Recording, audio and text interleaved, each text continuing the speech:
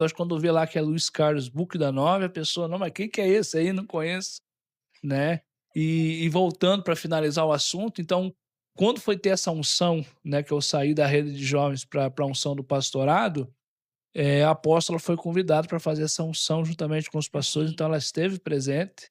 Nós não sabíamos que futuramente a gente se tornaria um mesmo ministério, Olha né, só. e olha só como é que as coisas são, né.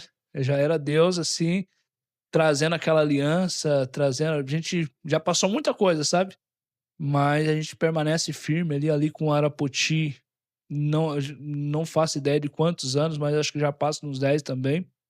Lá em Venceslau nós estamos indo para o 5º ano, né, ano que vem a gente faz 5 anos que estamos lá, lutandinho lá, pregando a palavra do Senhor, cuidando das pessoas que Deus tem nos dado, Aleluia. né, e é o que eu gosto de fazer. Eu gosto de estar envolvido com as pessoas, eu gosto da comunhão, eu gosto onde tem a palavra do Senhor, né, onde tem edificação. Num momento como esse, uma conversa gostosa, onde o Amém. Espírito Santo está presente, Sim. né, trazendo direcionamento, trazendo para nós ali alinhamento da nossa própria vida, né. Eu falei aqui sobre chamado, e quando eu entendi o verdadeiro chamado, né, assim, espiritualmente começou fazer um pouquinho mais de sentido a minha vida, porque nós entendemos o chamado, né, quando a gente fala em chamado na igreja, a pessoa: "Ah, chamado é cantar, chamado é pregar o evangelho, chamado é fazer isso ou fazer aquilo". Na verdade, o chamado de Deus, bispa, é nós estarmos na presença de Deus, é a primeira coisa.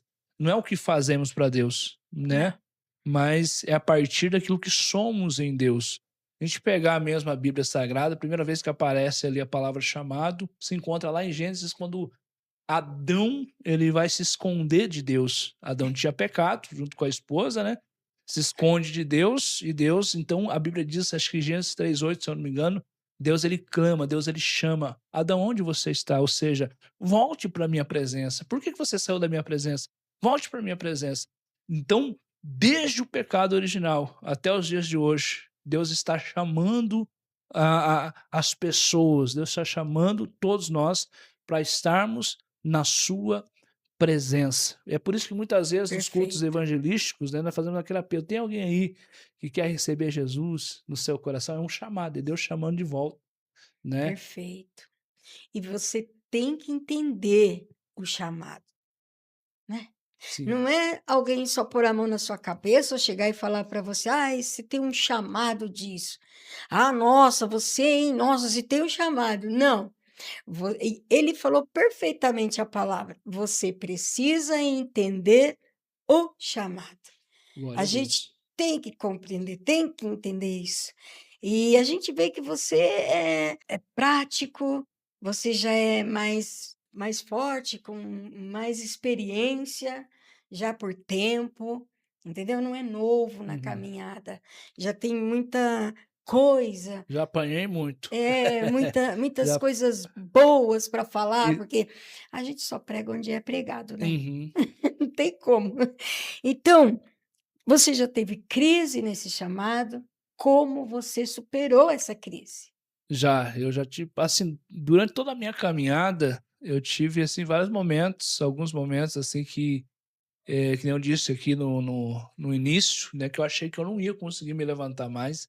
De tal ponto de eu chegar num nível que eu falei: "Dessa vez eu não tenho mais força, não vou conseguir voltar", né. Eu tive, assim, no início, principalmente no início do meu ministério, quando eu iniciei, ali eu tive situações, né, dentro da própria igreja, assim, situações com pessoas, assim, que eu falei: "Não quero mais, eu vou sair", de se frustrar, sabe. A gente acaba, Sim, quando é muito novo ali na fé, a gente acaba criando muita expectativa em cima das pessoas, né. E eu sempre digo que as pessoas nunca vão suprir as nossas expectativas e nem nós vamos conseguir suprir todas as expectativas que alguém tem em nós, né, se nosso foco não estiver ali no Senhor. Só que no início é assim, então em alguns momentos eu se frustrei, falei: "Não, vou sair da igreja, não quero saber mais". Teve um momento que eu fiquei chateado, tão chateado, assim, por algumas situações que eu falei: "Não quero saber mais de evangelho, de pastor, não quero saber de nada, eu vou desviar". Eu falei comigo: "Vou desviar". E sabe, bispa, coloquei isso na cabeça e fui tentar desviar, né, meu mas, até Deus. eu ouvi uma mensagem uma vez, um pequeno réus, né, que o cara fala assim: "Não, você não presta nem para desviar", né, e é uma realidade, sabe. Eu Não tinha faz colocado isso não. não faz isso, não vale a pena. E eu tinha colocado no meu coração: "Vou desviar, não quero mais", e eu tinha achado que Deus tinha se esquecido de Ah, mim, Jesus.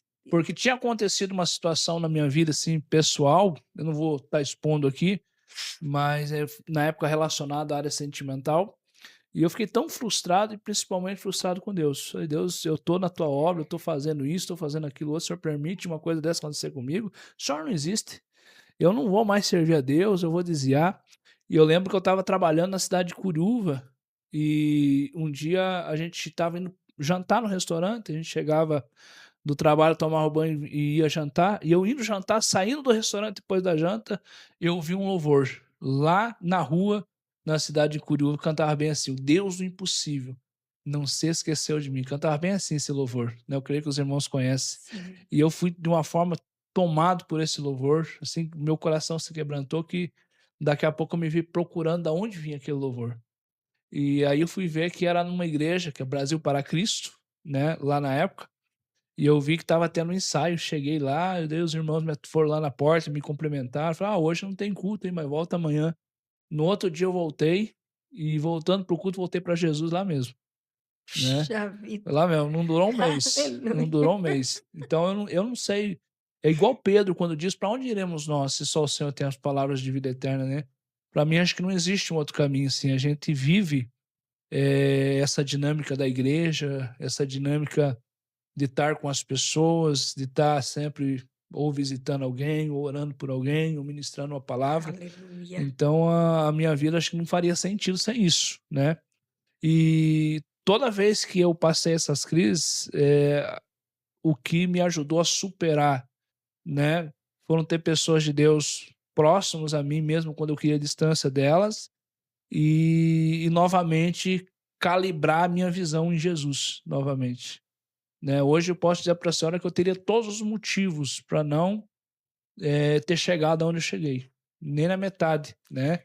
A gente, pode olhar ali humanamente falando: "Nossa, mas ainda é tão pouco, né, puxa, o ministério podia estar explodindo lá em Venceslau, muitas almas sendo ganha, né, a igreja explodindo financeiramente", mas eu olho hoje para a caminhada, para tudo que a gente caminhou e para tudo que a gente tem caminhado, eu com a minha esposa nesses 4 anos, né, ali a obra ainda foi iniciada antes dela ainda, mas ela foi o suporte que Deus me deu, Eu lembro né, desse. porque eu ia e na época quando eu comecei a ir para lá, eu ia de uma moto, sabia? Eu tinha um irmão que me levava na garupa, era chuva, sol, eu ia de moto e voltava, depois Deus me deu um carro, depois a gente teve que, né, trocar novamente, porque não deu muito certo, né, mas até agora Deus tem nos honrado, sim, né, a gente tem sonhos, tem propósitos, tem projetos como casal, como família, mas eu tenho certeza que Deus está no controle, e eu sinto que a qualquer momento vai, né, desencarrilhar algo sobre a nossa vida como casal, como família. Eu quero falar para você que o chamado, eu estava aqui meditando enquanto você falava, pensando assim, o pastor, ele eu estava meditando sobre algo assim, ser pastor de ovelhas é diferente de ser pastor do espiritual. Você entende? Uhum. Eu Sim. eu eu digo assim, quando você pega um povo que é normal, tudo é bom, tudo é legal, Perfeito, né, tudo é perfeito. isso, é fácil você pastorear. Agora, quando você pega um povo que precisa tratar da alma daquele povo, precisa tratar do coração daquele povo, é mais difícil, né?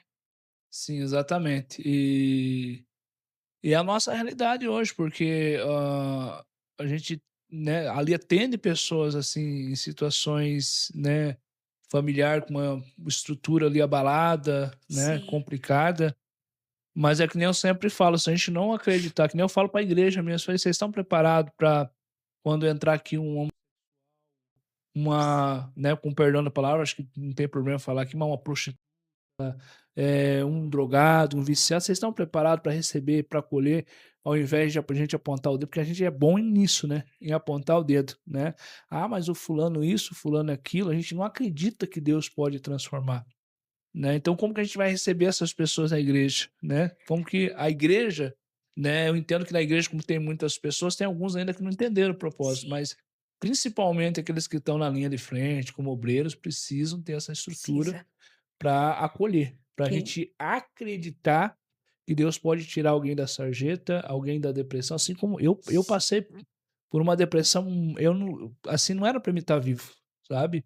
Eu passei por uma depressão muito profunda antes de me converter, né, eu era para ser dependente de remédio mesmo. Meu Eu passei Deus, por psiquiatra, psicólogo, né, e nada resolvia a minha situação. Eu era para ser dependente de remédio para dormir, de remédio para ansiedade. Hoje eu não tomo um remédio, né, dificilmente a gente toma um remedinho ali, às vezes pra uma dor de cabeça, uma dor nas costas, coisa natural do trabalho ali, sim. mas eu era para ser dependente. Eu tentei tirar a minha vida algumas vezes, né, quando eu passei por essa depressão profunda e Sendo pastor? não, Antes. né, antes, quando eu estava iniciando, começando, um pouquinho antes ainda de eu Que até estava seria começando a conhecer a palavra, que né. até seria Só que sendo pastor eu tive que lutar contra isso, porque isso né, é que a gente vence o s gigante, mas ele sempre bate na porta lá, né, a história do leão morto lá, de Sansão, né. é, Sansão ele matou o leão, mas depois voltou lá pegar mel do leão. Sempre quando eu me frustrava, vinha a vontade, vinha comeu aquela mel. situação: "Eu sou sozinho, ninguém me ama, é melhor que eu não existisse". Vinha assim, eu sempre lutava contra essa hoje eu posso falar para a senhora que não há nem resquício Amém. disso mais, Aleluia. né. Então, assim, eh, quando nós colocamos os nossos olhos no Senhor, né, e cremos de fato, a gente vai passar por luta? Vai. A gente vai passar por situações? Vai. Mas o Senhor vai nos dar a vitória. Nós precisamos crer. Eu sou de uma pessoa assim. Eu sempre digo lá na igreja, né? A gente precisa ter uma convicção. A partir do momento que eu recebi o Senhor Jesus no meu coração, né? E a gente disse que lá na oração, né? Que a gente está entregando a nossa vida, Ele é o Senhor e Salvador das nossas vidas, então não é mais as minhas vontades, Sim, né? Então, às vezes a gente está com uma situação, a carne não está com vontade nem de ir no culto naquele dia, né? Mas eu vou fazer a vontade da carne? Não, eu sempre estou lá independente, sei eu que vou pregar, independente, sei eu que vou estar na porta, sei eu que vou estar dirigindo, se eu vou estar simplesmente lá para receber e interceder pelo culto, né? Mas é comum as pessoas dizerem: "Ah, não vim no culto, eu não estava com vontade, não senti de ir", né? ai, como dói A isso. gente não vive por sentimento, né? Nós Uhum. não podemos ser almáticos, né? A nossa vida é do Senhor. Então, qual que é a vontade do Senhor para nós?